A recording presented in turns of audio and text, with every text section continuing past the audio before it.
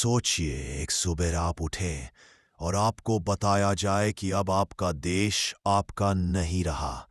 आपकी आवाज बंद, आपकी आजादी बंद, और सत्ता सिर्फ एक विदेशी हुकूमत के हाथों में।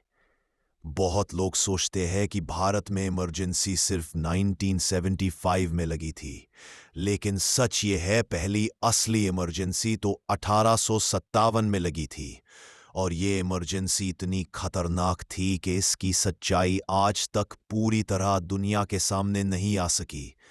भारत 1857, एक देश जो सांस तो ले रहा था लेकिन गुलाम था।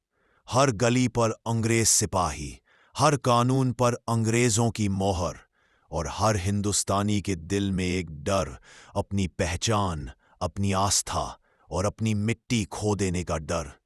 लेकिन इस खामोशी के नीचे आग जल रही थी, एक ऐसी आग जो जल्द ही इतिहास को बदलने वाली थी।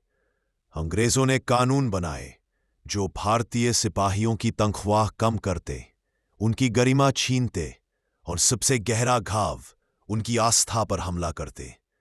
नई बंदूकें दी गईं और कारतूसों पर अफवाह फैली कि उन्हें सुअर और गाय की चर्बी से बनाया गया है। हिंदुओं के लिए गौ माता का अपमान, मुसलमानों के लिए हराम, और अंग्रेजों के लिए बस एक आदेश, काटो और गोली मारो। यही पहली चिंगारी पड़ी। 10 मई 1857, एक रात जिसने साम्राज्य को हिला दिया।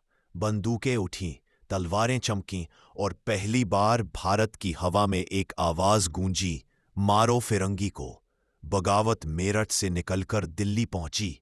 लाल किले के दरवाजे खुले और बहादुर शाह जफर, 82 वर्षीय बूढ़े बादशाह, आखिरी बार भारत की उम्मीद बनकर सिंहासन पर बैठाए गए।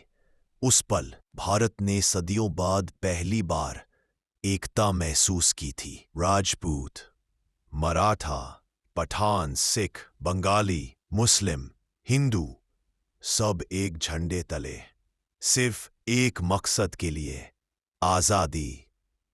लेकिन अंग्रेज डर चुके थे, और जब साम्राज्य डरता है तब वो क्रूर हो जाता है।